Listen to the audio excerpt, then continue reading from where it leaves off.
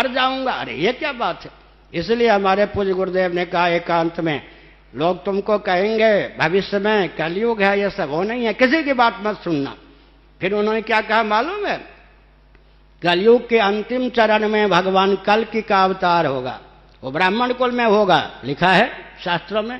तो ब्राह्मण कुल में होगा, तो पूज्य गुरुदेव ने कहा कलयुग के अंतिम चरण तक कोई ब्राह्मण परिवार और ब्राह्मण आर्य समाजियों के यहाँ होगा, जैनों के यहाँ होगा, बौद्धों के यहाँ होगा, कम्युनिस्टों के यहाँ होगा, या मुसलमानों के यहाँ होगा, या क्रिश्चियनों के यहाँ होगा। होगा भी तो भगवान का अवतार वो मानेंगे उनको। सनातनियों के यहाँ होगा, वर्णाश्रमियों के यहाँ होगा। फिर पूज्य गुरुदेव ने कहा जब कलयुग के अंतिम चरण तक कोई ब्राह्मण परिवार वर्ण संकर कर्म संकर होने से बचा रहेगा, तब तो भगवान उसके यहाँ लाला होकर अवतार लेंगे। किसी की बात मत सुनना, बीज की रक्षा भगवान को अभीष्ट करते रहना। आज तक कर्मण्येवाधिकारस्ते मा फलेषु कदाचन अपने स्थान पर ठीक है, बिल्कुल ठीक है। गीता के 700 श्लोक भगवत कृपा से मुझे याद है, संख्यासर से याद है, पाठ का अवसर न मिलने के कारण अब क्रम से याद नहीं है, याद सब है संख्यासर से। तो मैं संकेत करना चाहता हूँ, और भी वचन बहुत से। मेरे जीवन में आज तक नहीं हुआ, सफलता मिलेगी या नहीं, सफलता क्यों नहीं मिलेगी, सफलता क्या चीज है मुझे मालूम है, असफल हम है कहाँ। सारा विश्व लोहा मान रहा है, सारा विश्व, मेरा नहीं, सनातन संस्कृति का लोहा मान रहा है। नास्तिक नाम लेकर सुनकर भग रहे हैं, ये क्या सफलता नहीं है। वैचारिक क्रांति की दृष्टि से विश्व का कोई वैज्ञानिक, इंजीनियर, डॉक्टर, शासक टिकने की स्थिति में नहीं है।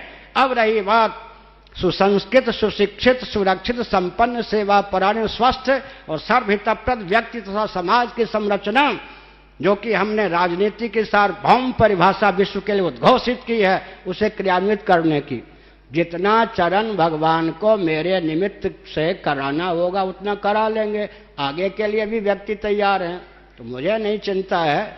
सफलता ही सफलता, असफलता नाम की कोई चीज नहीं है। मेरे जीवन में असफलता नाम की तो कोई चीज है नहीं, इसलिए न मुझे संशय होता है न विपर्य होता है, मिलना ही है। इसीलिए भगवान वो बल दिए हुए हैं और दहाड़ते हैं।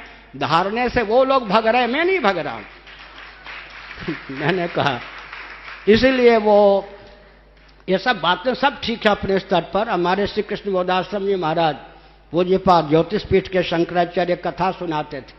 मैं नहीं ये सुनाता, वो सुनाते थे, महापुरुष थे, शास्त्रज्ञ थे, समाधिनिष्ठ थे।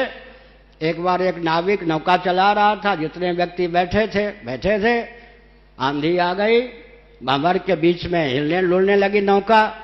नाविक ने सोचा ये तो नौका डूबेगी, ये सबको डूबेंगे ही, हम बचा नहीं सकते हैं, हम पहले कूद जाएं और तैराकी है, बच जाएंगे तैर के, ये सब मरेंगे ही। दैवयोग से कूद पड़ा सबको छोड़कर, मर गया डूब के। यमराज के यहाँ गया, वो नौका पलट गई, वो सब भी मर गए, सब यमराज के यहाँ गए।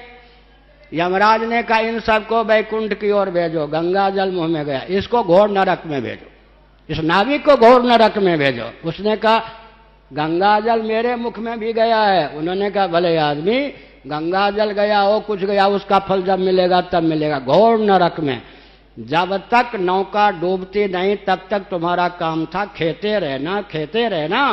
तुमने इनके मौत को निमंत्रण करके अपने प्राणों की रक्षा के लिए पलायन किया, तुमको नरक में डाले बिना हम नहीं रहेंगे। तो हमने संकेत किया। इसलिए वो कहा करते थे सफल हो या ना हो हमारा काम है काम करते रहना। ये सब विचार मुझे मान्य है, अपने अपने स्तर से है। मेरा व्यक्तिगत जीवन ऐसा है, उन गुरुओं की कृपा से मुझे आज तक नहीं हुआ। चुटकुला सुना दें, किसी ने हमको विद्यार्थी जीवन में दैवयोग से किसी मित्र ने सहपाठी ने आदि